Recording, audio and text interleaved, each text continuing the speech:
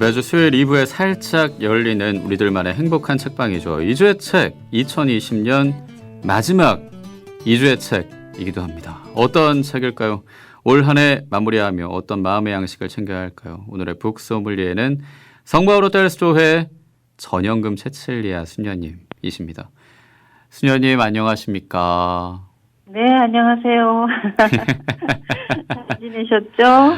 덕분에 잘 지냈습니다, 네, 수녀님. 네. 아이고, 12월 26일 날 또 예. 좋은 일도 있었죠? 그렇죠. 받을 일. 예, 수녀님의 기도와 축하드립니다. 축복 덕분에 잘 네. 마쳤고 너무 감사합니다. 아유, 그러게요. 걱정도 했는데, 예. 주님의 축복이 아주 쏟아진 것 같아요. 네, 아유. 수녀님 덕분인 게 우리 행복가족들도 네. 수녀님을 참 좋아해서 그 사랑을 더 많이 받으시니까 그런 것 같아요. 아, 맞아요. 예, 2568님이 벌써부터 그 전영금 세실리아 수녀님 음성을 듣게 되니까 막 반가워진다면서 오늘 책도 기대가 된다고 얘기를 해주시네요. 와, 네. 그래요. 기대해봐요. 그래요. 예, 2020년 마지막 수요일입니다. 올 한 해 네. 마무리하는 소감부터 좀 여쭤보고 싶네요. 네. 2020년 한 해 소감을 얘기하라니까, 왜 이렇게 힘든 것만 생각나죠? 다들 그랬죠. 예. 뭐라고 표현하기 좀 어렵지만, 아이고, 우리가 어쩌다가 이렇게 마치 영화 속의 장면처럼 전 세계 사람들이 참 놀랍죠. 마스크 속에서 지금 살게 되는 풍경을 보면서, 이게 웬일일까. 예. 정말 평생 처음 경험해보는 어떤 터널을 함께 지나가는 것 같잖아요. 예. 그런데, 내적으로는 사실 어느 때보다도 하느님의 존재가 마음 깊은 곳에서 굉장히 그리운 존재로 다가왔습니다. 하나님의 존재가요. 예. 네네. 그래서 아주 너무 당연하던 삶이 안 되잖아요. 다 수독된 상태고, 수녀원에서도 사실 요즘에는 막 두 군데로 나눠서 미사를 하는데 아침에 인원수를 제한하니까 우렁차게 불렀던 성가를 못 부르고 그냥 올겐 연주로만 이제 사제가 이제 입장을 하시는데 그전에는 그냥 저벅저벅 소리만 들리는 침묵 속에서 들어오셨는데 예. 그래도 올겐은 치는 건 괜찮지 않나 해서 올겐을 칩니다. 요즘엔. 근데 그것이 그렇게 눈물이 난다는 수녀님 계셔요. 저도 좀 눈물이 핑 돌았어요. 예. 이게 세상에 왜 어째서 이런가 싶은 생각도 들고 우리 탓이긴 한데 하느님은 이렇게 감염병을 통해서도 소홀했던 정말 평범한 가치가 얼마나 소중한지 깨닫게 해주시는 한 해였구나 싶었습니다. 그러네요. 예. 네. 하느님의 존재가 그리움. 진짜 그러네요. 네. 예. 우리 이영란 씨가 얘기하시고 티나 씨도 수녀님 영화 속의 풍경처럼 진짜 맞습니다. 공감도 하시네요. 네. 그래서 오늘 소개해 주실 책 제목이 앞으로 우리에게 나침반이 될 것 같은 느낌이 들어요. 네네, 정말 좋은 책입니다. 예, 포스트 코로나 시대의 우리라는 책인데 네네. 올해를 보내고 새로운 한 해를 맞으면서 읽어야 할 책이 아닐까 싶네요. 네, 그렇습니다. 이제 며칠 안 남은 올해인데요. 이제 먼저 읽으셔도 되고, 며칠 후에 정말 마음을 다잡아서 한 장 한 장을 곱씹으면서 읽으시면 참 좋을 포스트 코로나 시대 우리는 예. 사실 특별한 시대, 코로나 이후의 시대라고 하죠. 포스트 코로나라고 하면. 예. 그래서 그렇게 우리에게 주어지는 이 삶의 변화가 어때해야 하는지에 대한 초점을 맞춘 책이에요. 예. 그렇군요. 네네. 코로나 이후는, 이제 이전과 같은 삶이 아닐 거라고들 많이들, 방송 매체나 여러 지면을 통해서도 얘기를 하고 있지요. 그런데 무엇이 어떻게라는 확연한 사실 답을 못 찾고 있기는 해요. 네. 사회적인 문제로만 보면 힘들고 어려운 시기가 지나고 나면 새로운 기준이 생겨날 거예요, 분명히. 예. 그런데 우리 이제 신앙인이라면 교회와 사회 또 이게 신앙인들 마음에 새겨야 할 게 무엇인지 이게 포스트 코로나 시대 우리 저자이신 이재민 신부님께서 정말 확실하게 말씀을 해주시는 신간이라 저는 이 책을 꼭 나누고 싶었어요. 네. 방금 책 쓰신 분을 얘기를 해주셨네요. 이재민 신부님. 네네네네. 이 신부님 친숙한 분이기도 하죠. 아유, 그렇죠. 예. 신경 많이 쓰시고 마산교구 원로 사제인데 작년에 은퇴하셨어요. 그러고 나서 1986년에 독일 비르츠부르크 대학교에서 기초신학 박사학위를 받으셨네요. 예. 그 후에는 광주 가톨릭대학교에서 교수도 역임하시면서 이제 사목도 하시고 책을 많이 쓰셨는데 간단하게 뭐 몇 가지만 소개하면 하느님의 얼굴, 우리가 예수를 찾는 이유와 사는 이유 두 권이 있고요. 있고 또 재미있어요. 또 하나는 주름을 지우지 마라라는 게 있어요. 네네. 예, 언젠가 우리 행여아에서도 이 책 소개해드렸죠. 예. 네. 그래서 정말 이 신부님은 예언자적인 지평이 담긴 저술로 유명하고 강의로도 또 유명합니다. 그래서 가톨릭 신자들에게 아주 많이 알려지신 분이죠. 예. 네. 그래요. 이 책 읽어보고 싶었어요라고 이민희 씨가 얘기를 하는데 네. 오늘 소개하는 책 포스트 코로나 시대의 우리 좀 본격적으로 한번 펼쳐보겠습니다. 네네. 이 책에서 코로나19로 진단을 했다고 말을 할 수 있을까요? 우리 사회 문제점? 네네. 어떤 이 책에서 걸까요? 문제점을 이제 제일 먼저 일부에서 다루고 있는데 원천을 향하여라는 제목을 달고 있습니다. 네. 3부로 나누는데 이 코로나19는 태초에 하느님께서 생태를 창조하신 그 원천으로 돌아가야 하는 것만이 인류가 살아날 길이라고 하는 거죠. 뭐 다 아시잖아요. 코로나19가 발생하기 전보다 정말 우리가 온몸으로 느끼는 맑은 공기, 푸른 하늘, 높고 푸른 하늘, 우리 가을에 얼마나 아름다웠어요. 그렇죠. 세상에 이 서울 하늘에 이런 하늘이 어디 있었을까?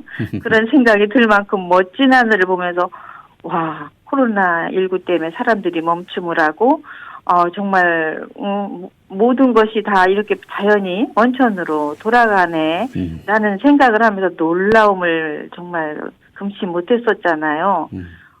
인간이 초래한 이렇게 생태 위기 결국 코로나와 같은 감염병 확산을 초래했잖아요. 예. 그래서 미래를 걱정하면서 여러 차원에서 사실 대책을 지금도 내놓고 있지만 우리의 현실은 지금 내놓고 있는 현실은 모든 게 첫 번째로 경제 살리기에 맞추어진 게 문제라는 거죠. 그렇군요. 그렇죠. 다 지금 먹고 사는 게 문제니까 다 경제 살리기. 첫 번째는 경제 살리기고 두 번째는 뭘까요? 네, 두 번째는 인류와 지구는 코로나보다 더한 질병에 시달릴 거라는 거죠. 예, 그렇군요. 이게 이유는 인류가 미래를 변질된 경제에만 맡기게 된다면 사실은 세계 수많은 실직자, 난민, 가난을 겪는 고통이 그냥 여전할 거라는 거죠. 네, 그렇군요. 네, 그래서 코로나19 때문에 신앙을 실천할 수 있는 새로운 눈이 열려야 하는데 사실은 여기에도 문제가 있다고 얘기를 합니다. 신앙인의 부류가 지금 둘로 나뉘었다고 합니다. 둘로요? 그럼 첫 번째는 뭘까요? 잘 생각해 보세요. 지금 성당에 못 가잖아요, 전부 다들. 예.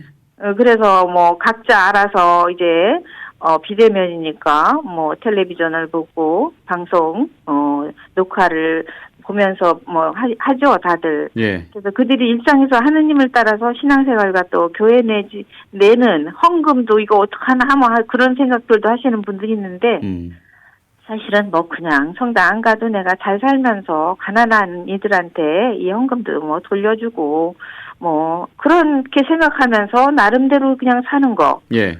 그런 생각을 하는 분들이 있다는 거죠. 첫째로. 근데 이게 굉장히 좋은 면도 있지만 부정적인 측면도 있습니다. 성당과 일상을 같은 선상에 놓으면 안 된다는 거죠. 이렇게 생각하면 착각이라는 거죠. 신앙인이 함께 모이는 공동체는 참여와 예배를 사실은 드려야 하는데 지금 현실은 어쩔 수가 없죠. 코로나 때문에. 그러나 그 이후에도 이렇게 되면 절대로 안 되는 거죠. 그래요. 이걸 상기시켜야 된다는 거고. 네. 둘째 부류는 또 재밌습니다.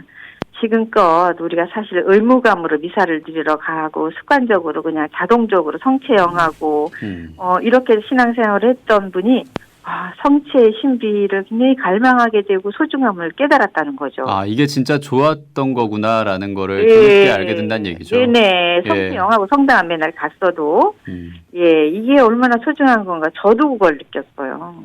수도자인 저도. 아이러니하게도. 예. 그래서 예수님 이름을 부르면서 예수님처럼 남을 위한 삶을 살지 못했고, 예를 들면, 십자성호를 매일 그으면서도 다른 위해서는 십자가를 지지도 못했고, 사목을 하면서도 가난한 이의 영혼을 돌보지도 못한 걸 반성하게 해주었다고 신부님은 말씀하시네요. 예. 그렇군요. 근데요, 이 이유는 코로나 이후 시대는 사실은 나만 행복을 꿈꾸는 이기적인 세상이 아니어야 한다는 거죠. 정말 나누고 자신의 것을 주고 자기를 희생시키는 그런 신앙인 사회인이 돼야 한다고 합니다. 예, 그래요. 지금 속보로 어제 확진자가 발표가 됐는데요, 수녀님. 네. 1,050명입니다. 1,050명. 아이고. 예, 이틀째 1,000명대가 이어지고 있네요. 1,000명대가 넘었네요. 그래서 이게 잦아들지가 않으니까 걱정이죠. 근데 우리가 서로 걱정만 할 게 아니라 방역 수칙 정말 잘 지켜야 하고요. 내 가족 나만을 아니라 정말 이웃과 다른 사람을 위해서 이게 우리나라로 크게 생각하면 우리나라고 전 세계에 있죠. 그렇네요. 그래서 정말 잘 지켰으면 해요. 대구의 사라 씨가 당연시 여기고 너무도 편하게 살아온 우리에게 브레이크를 건 코로나 이전 생활의 소중함을 깨닫게 됐죠라고 하셨는데 참 브레이크를 걸었다는 그 말이 참 정말 의미 있는 말이네요. 그리고 그 이전 생활 중에 이전에 우리가 정말 기쁨인데 그걸 몰랐었던 성체를 모시는 것. 아까 우리 이재민 신부님이 얘기하셨던 둘째 부류 중에 저도 그 한 사람이라 지금 그 간절함과 또 감사함을 더 절절하게 느끼게 되는데 코로나 때문에 힘들다는 것도 많지만 코로나 덕분에 알게 된 것도 있어요. 그렇죠. 그런 의미들도 좀 짚어주시면 좋겠어요, 수녀님. 네네. 우리 대유행 우리에게 주는 의미 이건 이제 제 2부 핵심적인 그런 역할을 좀 보게 되는데요. 포스트 코로나라는 말은 그리스도 이전과 이제 이후로 나누어지는 것처럼 코로나19도 사실 전과 후로 갈라 놓을 만큼 영향을 많이 끼친 이런 사태를 살고 있잖아요. 그래서 그리스도 후 시대와 공통점이 사실 있다는 건데요. 그리스도 탄생 사건은 가난한 이와 고통받고 소외된 이들을 돌보신 예수가 십자가 죽음의 사건에서 절정에 달했잖아요. 그래서 그런 그리스도를 어떻게 받아들이느냐에 따라서 내가 기원전 사람이 되냐 아니면 기원 후에 그리스도인이 되는가 하고 갈라진다고 합니다. 그렇군요. 근데 이제 기원 전에 그 사람은 이제 아직 유다인들은 예수 그리스도를 받아들이지 않죠. 근데 가난하고 힘없는 사람이 여전히 근데 삶의 변두리로 밀려나서 살아간다면 코로나19가 극복된다고 해도 인류는 또 다른 질병의 고통에 내던져질 거라는 거죠. 이제 여기서 교황님께서 하신 말씀을 떠올리면서 말씀하셨어요. 신부님이 코로나 감염병은 아이러니하게도 우리 인류에게 무엇이 중요하고 무엇이 지나가는 것인지 무엇이 필요하고 무엇이 필요하지 않은 것인지 가리면서 판단할 수 있는 시간을 제공해 주었다. 이 말이 참, 이 말도 너무 좋은 말이에요. 그러네요. 우리는 분간도 못하고 막 휩쓸려 살잖아요. 근데 여기에서 코로나 때문에 이렇게 분별하는 눈이 우리가 열리게 되고 하느님처럼 진심으로 내가 세상을 향해서 어려운 정말 많은 이웃을 위해서 마음을 두지 못했다라는 말을 하셨어요. 제가 사실은 마음이 찡하고 반성하는 마음이 컸습니다. 그러네요. 중요한 것, 필요한 것, 그걸 우리가 잘 판단할 수 있는 시간을 또 허락해 주신 것 같아서 좀 감사하네요, 정말. 그렇죠. 이게 나쁜 것만도 아닙니다. 원천으로 돌아가게 하는 겁니다. 그 뭐 영어로 지금 이채칠리아 씨는 오늘 새벽 강의에 있었던 내용을 전해주시는데 라이프, 삶 대 캐피탈리즘, 자본주의의 그 대결에서 라이피시즘, 그러니까 삶을 뭔가 우리가 생각하는 무슨 주의라고 얘기하는 네. 아예 프레임으로 만들고 삶을 중심으로 살아가야 할 거라. 네. 라이프 시즘, 네. 이즘, 네, 아유, 좋은 말씀이네요. 그것도 진짜 예. 우리가 포스트 코로나 네. 시대에 살아가야 하는 방향이 되겠네요. 네, 어떤 프로그램을 정말 나 자신서부터 세우면서, 실천할 수 있는 게 정말 말로만 아니라 뭐가 있을까? 함께 노력하는 것이 정말 중요할 것 같습니다. 네, 맞습니다. 저자인 이재민 신부님도 이 포스트 코로나 시대에 우리가 어떻게 살아야 할지 제시하는 게 있을 거예요. 그렇죠. 예. 아주 꼼꼼하게 디테일하게 말씀하셨는데 예. 이 시간이 짧아서 다 얘기를 하려니까 제가 간단하게. 좀 예. 간단하게 이렇게 추렸는데도 예. 제가 말을 많이 하는 것 같아서 좀 죄송하고. 아유, 괜찮습니다. 예. 네. 이재민 시부님은 코로나19 전과 후는 이제 복음과 신앙의 원천으로 우리를 안내한다고 하셨어요. 예수 그리스도께서는 세상 모든 사람이 당신 전부를 바칠 만큼 사랑스러운 존재라는 것이죠. 우리를 위해서 바치셨으니까. 그래서 복음은 곧 인생을 기쁘게 사는 비결이라는 건데요. 아이러니하고 역설적이게도 온갖 질병을 앓는 사람, 슬픔과 괴로움을 당하는 사람, 고통받는 이들 안에 하느님 나라가 있다는 거예요. 아이고, 어렵죠. 이걸 알아듣기도 실천하기도 어렵죠. 그러네요, 진짜. 근데 이 말씀을 좀 쉽게 117면에서 신부님 얘기를 해주셨어요. 쉽게라면 어떤 내용일까요?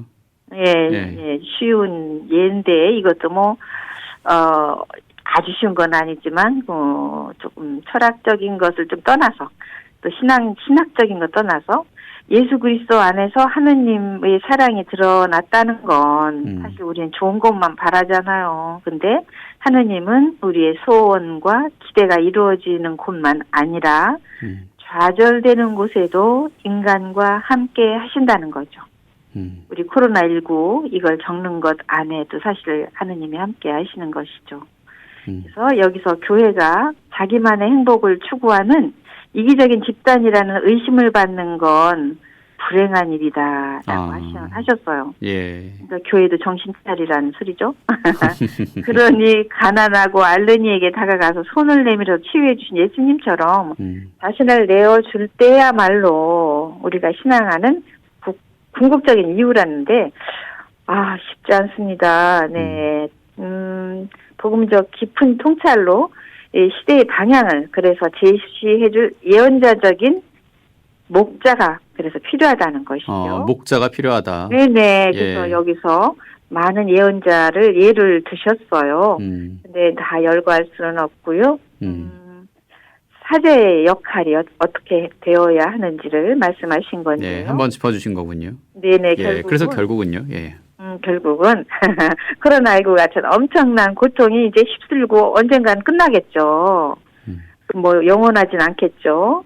그런데도 그 후에 무엇을 어떻게 치유가 필요한지 이걸 영적인 삶과 현실을 잘 진단하는 그래서 향방을 모두에게 가르쳐주는 그런 사제가 필요하고요. 예. 이제 포스트 코로나 이제 시대가 열리게 되면 코로나 끝난 후 신앙으로 자유로워진 사람들이 모든 이의 행복을 위해서 기도하고 돈을 벌어서 쓰되 정말 돈을 벌어야죠. 그러나 그걸 쓸 때 정말 좋은 곳에 쓰고 질병으로 고통받는 사람, 이주노동자, 난민, 심지어 우리가 생각하는 원수 같은 사람이라고 하는 사람 안에서도 하느님 나라의 씨앗이 자라고 있다는 신비를 모두가 다 아멘 하고 받아들이는 거라고 하십니다. 예, 그래요. 그러면 수녀님께서 이 포스트 코로나 시대 우리 책에 어떤 내용에 공감하셨는지 인상 깊었는지 좀 낭독을 해주실까요? 네네. 예. 아주 재밌는 얘기는 아닙니다. 누가 해당되는 분들이 들으면 마음이 좀 그러실 것 같은데요. 예. 정정을 울리는 내용일 수도 있는데 저희가 음악도 준비했으니까 읽어주시죠. 네네. 22페이지인데요. 예.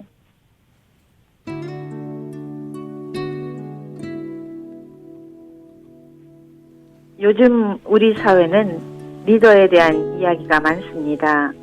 우리는 어떤 리더를 바랍니까? 포스트 코로나 시대의 지도자는 종교인, 정치인, 교육자, 법조인 등 사회의 모든 지도자는 영혼을 돌보는 사람이어야 합니다. 포스트 코로나 시대가 인류에게 행복과 기쁨을 선사하는 시대이기를 희망합니다. 이런 의미에서 우리는 세 번째 공의회를 희망합니다. 이 공의회는 사람들의 상처를 어루만져주고 영혼을 돌보는 공의회이기를 기대하는 것입니다. 가난하고 질병으로 앓는 이를 보살피기 위해서는 그들의 마음에 귀를 기울여야 합니다. 따스한 말 한마디도 중요하지만 듣는 귀, 어루만지는 손길에 그들은 위로받을 것입니다.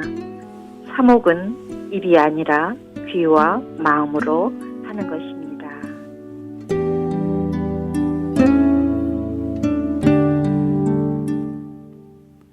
네, 포스트 코로나 시대 우리의 일부를 전영금 채칠리아 수녀님이 읽어주셨고요. 모니카 씨가 수녀님 음성이 포근하고 따뜻합니다 라면서 지금 시대도 정말 선한 목자가 필요하다고 봅니다. 공감합니다 해주셨고 네. 우리가 미사 중에 보편 제한 기도로 정치 지도자들을 위해서 또 기도를 하지 않습니까? 꼭 예, 필요하죠. 두 번째 네. 제항으로 항상 대부분 바쳐서 넣는데 지금 저도 제가 다니는 성당 미사가 중지가 돼서 네. 방송 미사를 통해서 미사를 봉헌을 하는데 그때마다 저만의 보편 제한기도 두 번째로 항상 기억을 하거든요. 좀 더 이어가야겠다 싶네요. 그럼요. 네. 항상 못 나가서 마음으로 하시거나 아니면 TV를 통해서 하시거나 할 때도 꼭 기억하세요. 지도자를 위한 기도 잊지 않아야겠습니다. 네. 얼마나 중요한 역할일까요? 네. 예, 6222님은 수녀님 참 반갑습니다. 각자가 조심스러워서 어디 가서 마스크 벗고 뭘 먹는 거 마시는 거 생각도 못하고 요즘 조심하는데 며칠 전에 도봉산 둘레길이라도 걸을까 하고 나갔다가 깜짝 놀랐습니다. 네. 산 아래 주변 그 식당에 사람들이 바글바글 하길래 일부러 들여다봤는데 말 그대로 다닥다닥 붙어서 떠들고 마시고 하는 모습 보고 깜짝 놀라셨다고요. 아유, 거리두기가 하나도 안 지켜지니 이게 문제예요. 그러니까요. 예. 우리가 지킬 걸 지켜야 된다는 마음가짐을 갖는 거를 넘어서 행동을 해야 되는데 네. 행동을 더 많이 해야 될 거고 나부터 해야 돼요. 나부터 항상 얘기하는 것처럼. 그러게요. 예. 저희 식당은 아주 그냥 너무나 잘 지키고 있어요. 그렇죠. 예. 수도는 당연히 잘 지키고 있으니까 예. 성바오로 딸 수도의 수녀님만큼만 해라. 뭐 저는 이렇게 한국 가족들에게 또 얘기하고 싶네요. 그리고 더 심각한 건 일회용 용기가 더 많이 늘어나서 마음이 아프대요. 배달 음식 때문에. 네, 이게 쓰레기도 문제입니다. 이게. 1767님도 지금 이 나라도 지키기, 일회용 덜 쓰기, 지킬 게 참 많습니다라고 2020년 마무리하는 이 시기에 우리가 지켜야 할 것들을 다시 한번 짚어주시네요. 네네. 2020년 마지막으로 2주의 책 우리 전영금 수녀님이 짚어주신 책은 포스트 코로나 시대의 우리였습니다. 네. 예, 이 책 마무리하는 소개와 함께 듣고 싶은 곡이 있으시면 추천곡까지 부탁드리겠습니다. 네. 제가 청하고 싶은 곡은 예. 박학기의 아름다운 세상이에요. 아름다운 세상. 예, 네네. 그래요. 아름다운 세상 2021년엔 더 만들었으면 하는. 네. 그래요. 이 노래 준비해 놓고 있고요. 인사해 주실까요? 네, 정말 한 해 동안 많이들 수고하셨습니다. 우리 가톨릭 평화방송 모든 임직원분들, 제작진분들, 또 진행하시는 우리 GD님, 수고 많으셨죠? 그래서 감사하다는 말씀 꼭 드리고 싶고요.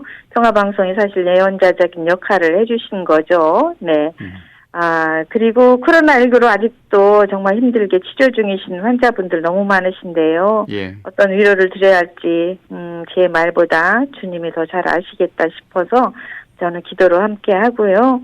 2021년에는 정말 우리 영혼도 잘 돌보고 또 가난과 고통 중에 있는 사람들을 위한 사랑의 손길이 골고루 퍼져나가서 포스트 코로나 시대를 열어가는 정말 아름다운 세상, 새해를 만나기를 기도합니다. 네, 그래요. 박학기의 아름다운 세상 들려드리면서 성바오로 딸 수도의 전영금 채칠리아 수녀님과 함께했습니다. 한 해 고생 많으셨고요. 미리 새해 복 많이 받으십시오. 네네, 감사합니다. 새해 복 많이 받으세요. 네, 고맙습니다.